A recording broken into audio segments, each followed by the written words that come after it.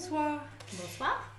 Eh bien, nous sommes ravis de vous retrouver pour notre rendez-vous société mensuel. Et une fois n'est pas coutume, on va faire une spéciale dédicace à Emmanuel. Donc voilà, bonsoir Emmanuel. Cette année encore, on se retrouve. Premier rendez-vous société de l'année. Donc on a encore quelques jours pour vous souhaiter bonne année. Donc bonne année à toutes et à tous. Cette année et en mois de janvier, toujours pas de recette de cuisine, mais on va continuer à explorer la notion de fraternité. Et plus précisément aujourd'hui, la fraternité à l'école. Comment faire vivre la fraternité à l'école? Alors Karine, est-ce que tu peux nous dire en quelques mots pourquoi on a choisi ce thème? Et oui, pourquoi cette question aujourd'hui? Parce qu'on a pu voir lors des précédents rendez-vous société que la fraternité était plus que jamais vraiment un sujet d'actualité, avec des interviews comme celle de Christophe Prochasson ou Réjeanne Sénac.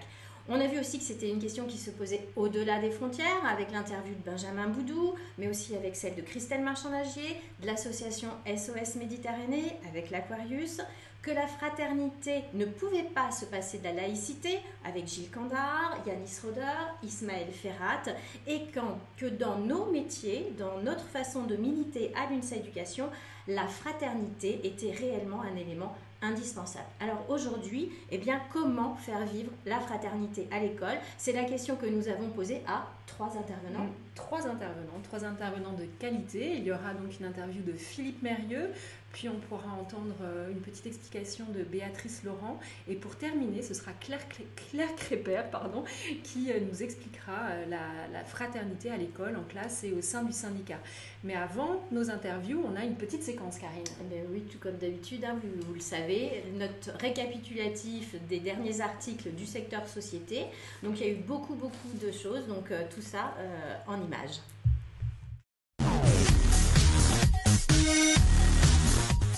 Citoyenneté, solidarité. Et revoilà la suppression des allocations familiales. Pour l'UNSA Éducation, cette mesure est scandaleusement injuste et inefficace. Le ministère de l'Éducation nationale a mis en place une plateforme en ligne pour lutter contre les faits de racisme et d'antisémitisme à l'école. L'UNSA Éducation vous explique ce nouveau dispositif. Égalité femmes-hommes. Andalousie, quand le droit des femmes est menacé par l'extrême droite. En Espagne, comme partout ailleurs en Europe ou dans le monde, l'extrême droite tente de restreindre le principe d'égalité entre les femmes et les hommes. Pour l'UNSA Éducation, qui se positionne clairement en faveur du droit des femmes et contre l'extrême droite, ce n'est pas acceptable. Des publications de l'ADEPE inédites sur l'égalité filles-garçons, femmes-hommes dans le système éducatif.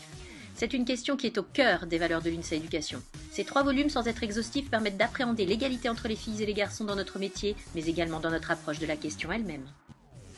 Le Haut Conseil à l'égalité entre les femmes et les hommes vient de publier un rapport qui dresse un premier état des lieux du sexisme en France. Notre fédération ne peut que saluer ce travail de mesure et d'analyse du sexisme qui permet de pointer les idées reçues et de faire avancer la lutte vers l'égalité réelle entre les femmes et les hommes.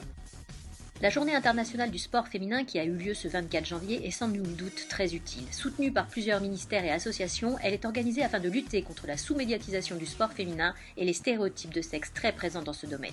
Pour l'UNSA Éducation, l'école doit jouer son rôle et transmettre une véritable éducation sans stéréotypes de genre dès le plus jeune âge. Développement durable. L'UNSA Éducation milite en faveur d'une transition écologique juste et pédagogique. Agir pour le climat, cela passe également par une action pédagogique robuste, et ce dès le plus jeune âge. C'est pourquoi notre fédération soutient toutes les initiatives qui vont dans le sens d'une mobilisation pour la défense de notre avenir climatique.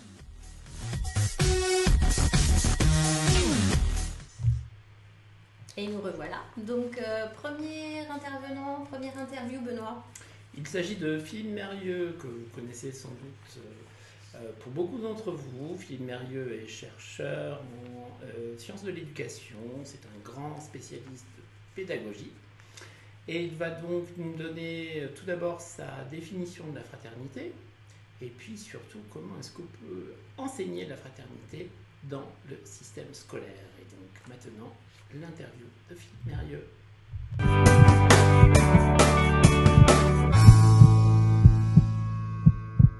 Des 3 mots de la devise républicaine, le mot fraternité est probablement celui qui est le moins présent dans le discours éducatif. Le mot liberté, bien sûr, a été et reste très présent, essentiel dans le discours éducatif, l'éducation à travers la transmission des savoirs et formation à la liberté. L'égalité est toujours mise en avant quand on parle d'éducation. Jadis, c'était l'égalité des chances, à laquelle, pour ma part, je ne crois pas beaucoup. Je crois plutôt à l'égalité des droits, du droit à l'éducation pour tous. Mais effectivement, on parle un peu moins de fraternité. Alors, il n'en a pas toujours été ainsi dans l'histoire. On a beaucoup parlé de fraternité à propos d'éducation. Les pédagogues libertaires du XIXe siècle avaient le mot fraternité à la bouche pratiquement tout le temps. Après le traumatisme de la guerre de 1914-1918, de nombreux mouvements pédagogiques se sont construits autour de la fraternité. La Ligue internationale de l'éducation nouvelle, qui militait pour que plus jamais la barbarie ne vienne s'emparer du monde, voulait faire de la fraternité la clé de voûte de l'éducation.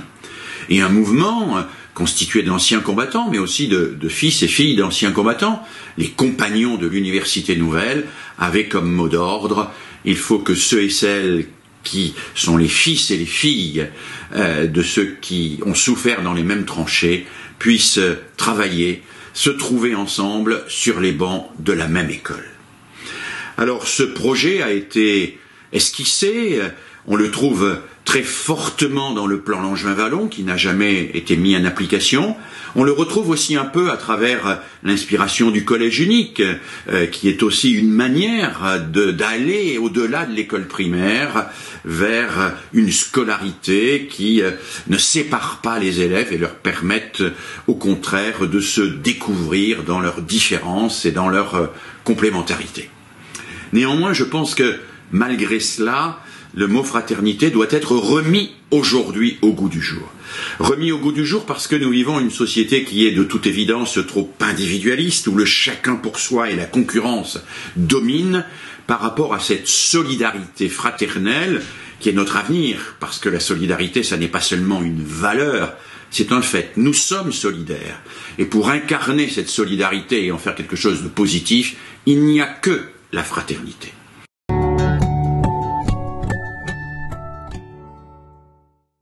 Eh bien, très simplement d'abord, par l'entraide entre élèves, élèves de la même classe ou élèves de classes différentes. On sous-estime beaucoup la valeur de cette entraide entre élèves.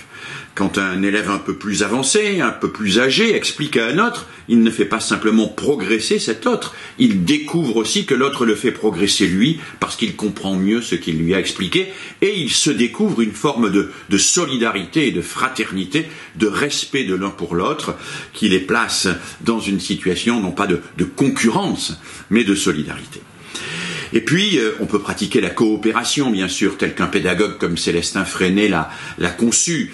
La coopération, ça n'est pas la division du travail, ça n'est pas le fait de mettre des gens ensemble pour que très vite il y ait des concepteurs, des exécutants, des chômeurs et des gêneurs. Non, la coopération, c'est un travail de groupe où chacun est nécessaire pour l'élaboration de l'œuvre commune et où chacun est respecté, trouve sa place et progresse dans l'élaboration de l'œuvre commune. Et cette pédagogie coopérative, elle existe. Un certain nombre d'enseignants la pratiquent, mais insuffisamment à mes yeux par rapport aux enjeux d'aujourd'hui. Et puis je crois à la valeur de la culture pour faire accéder à la fraternité. La culture, la lecture des récits, la lecture de la littérature, la rencontre avec l'art, parce que à travers tout cela, eh bien, on peut éprouver de l'empathie pour l'autre. L'empathie, c'est cette capacité à entrer dans l'autre, à comprendre que l'autre est un autre moi-même, que l'autre souffre comme moi, et que il n'est pas simplement quelqu'un d'éloigné, quelqu'un que je peux traiter par le mépris ou comme un objet. Il est comme moi, il est un frère dans les sentiments qu'il éprouve au regard du monde et au regard des autres. Et puis enfin, je dirais que c'est évidemment la rencontre des œuvres de culture qui va nous permettre de nous découvrir au plus haut niveau, frères et sœurs, des mêmes questions essentielles, des mêmes questions fondamentales que tous les humains se posent. Questions sur leur avenir, questions sur le monde, questions sur leur rapport avec les autres, questions sur l'amour, la vie, la mort. Et on voit bien que nous sommes tous des frères et sœurs dans ces questions-là, même si nous ne donnons pas les mêmes réponses à ces questions. Car trop souvent, les réponses nous séparent, c'est des questions qui nous réunissent. Et une vraie pédagogie interculturelle est une pédagogie qui ne tombe pas dans le relativisme, mais qui sait montrer que les différentes cultures sont des manières de répondre à des questions qui nous sont communes, parce que nous partageons tous dans la même fraternité ce que Montaigne appelait l'humaine condition. Eh bien, un grand merci encore à Philippe Mérieux d'avoir accepté de répondre à nos questions. Et maintenant, deuxième interview. Est-ce que... Pardon, qui allons-nous entendre? Oui, qui? Mais qui? Eh bien, Béatrice Laurent a également accepté de répondre à nos questions. Elle est maîtresse formatrice à l'ESP de Besançon. Elle est également chargée de mission à l'UNSA Éducation. Et nous lui avons posé deux questions essentielles. Donc, sur la formation des enseignants, comment elle est abordée, cette question de la fraternité dans la formation des enseignants, et comment l'UNSA Éducation s'empare de ce sujet dans sa conception de l'éducation. Voilà, Béatrice Laurent. Bonjour Béatrice. Bonjour.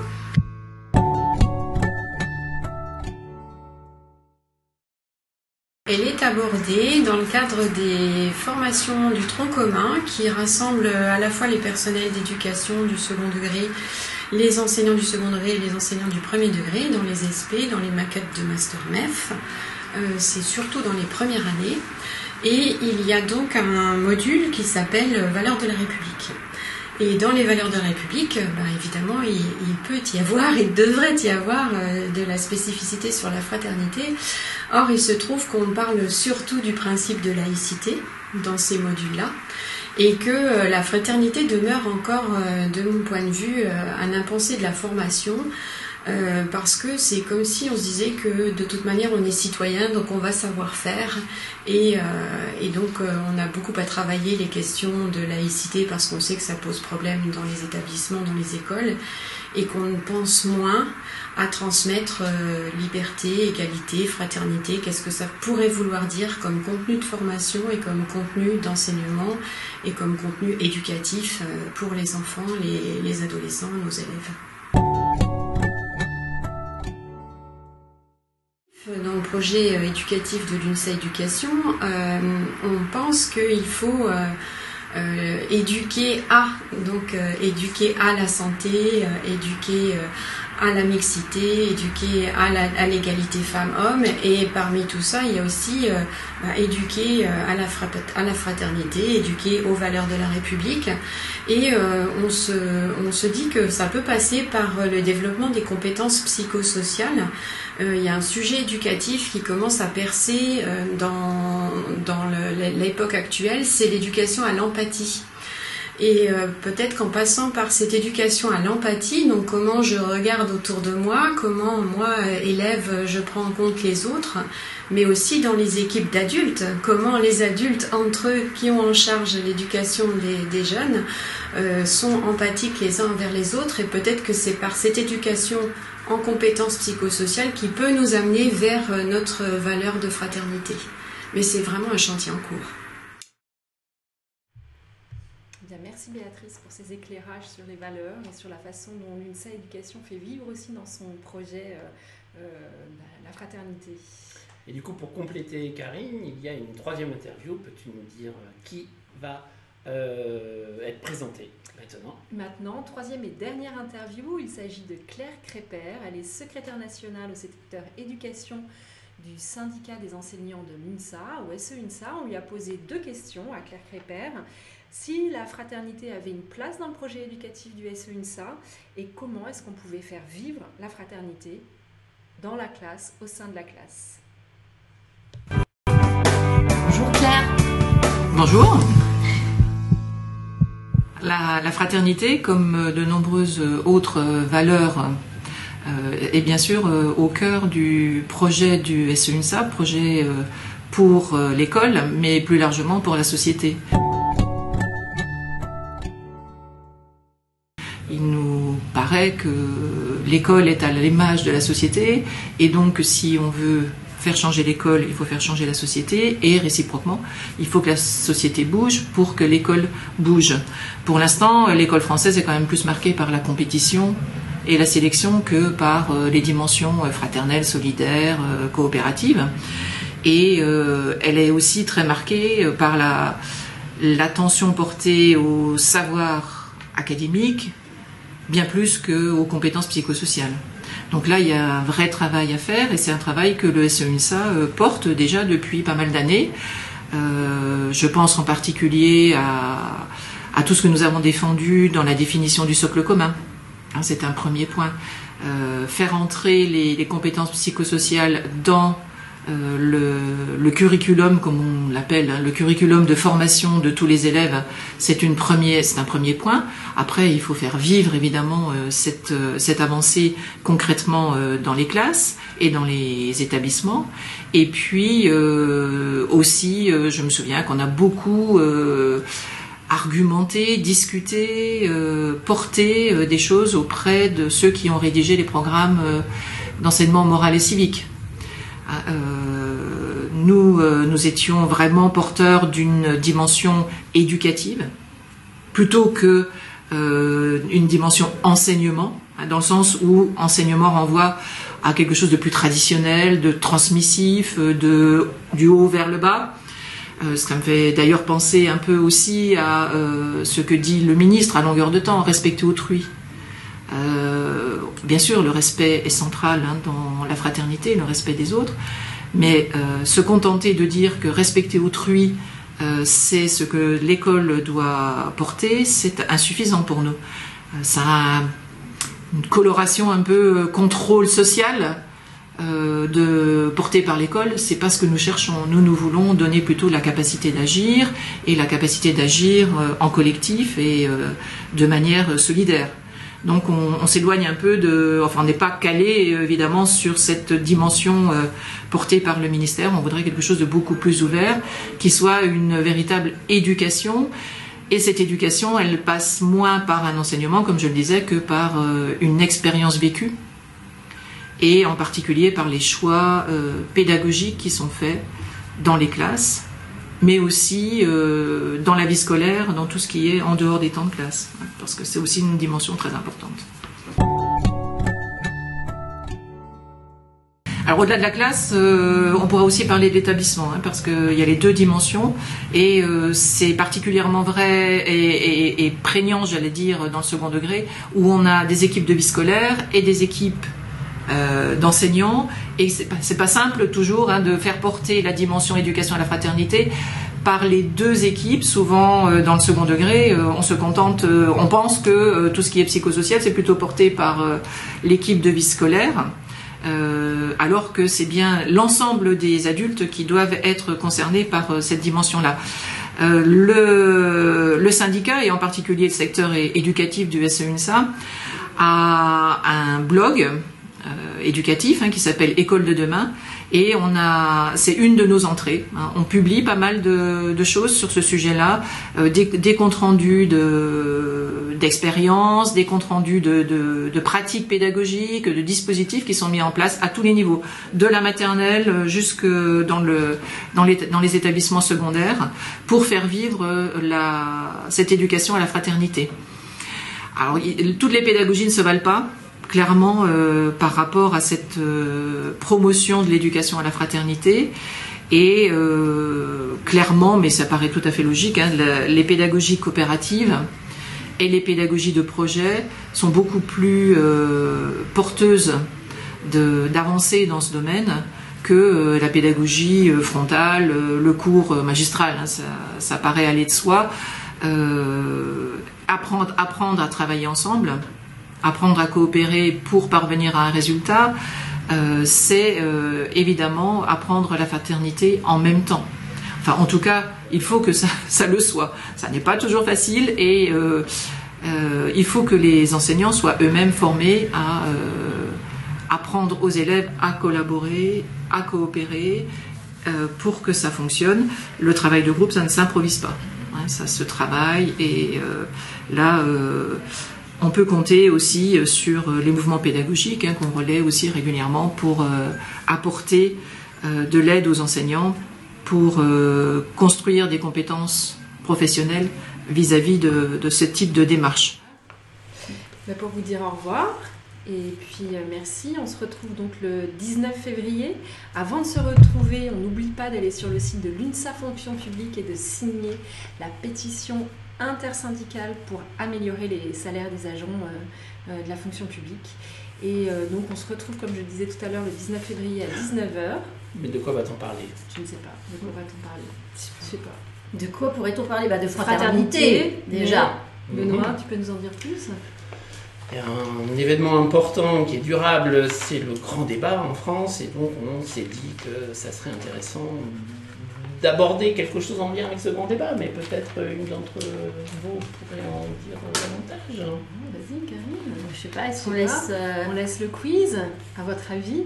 Voilà. Quoi? Non, ce grand débat, la fraternité, qu'est-ce qu'on pourrait aborder donc par rapport à cela? C'est une question d'actualité aussi. Hein. Vous savez que le grand débat, il y a 4 thèmes et c'est un des 4 thèmes. Et donc, on rompt le suspense. Vas-y. On va parler des impôts, de justice fiscale et de justice sociale. C'est-à-dire comment est-ce que nos impôts, les impôts, peuvent participer à fabriquer de la fraternité. Et je recule, voire même je m'en vais de l'écran. Puisque oui, il y a un sujet d'actualité quand même avec ce prélèvement à la source, les impôts. Donc voilà. Hein. Le débat, est-ce que les impôts c'est juste? Voilà. Trop d'impôts, moins d'impôts. Rendez-vous le 19 février donc, pour aborder la question de la fraternité, justice sociale, fiscale, impôts. On espère que vous serez là nombreux encore une fois. Oui, comme ce soir, hein, vous avez été quand même très nombreux à nous suivre, très nombreux et nombreuses à nous suivre. Et donc merci encore à nos fidèles. On peut revoir tout ça bientôt.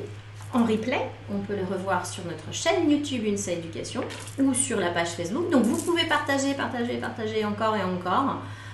Je pense que voilà, ces interviews sont vraiment de qualité avec des intervenants. Donc on remercie encore une fois pour avoir répondu à nos questions et puis d'autres intervenants bien sûr à venir très bientôt. Au revoir. À bientôt. Au revoir.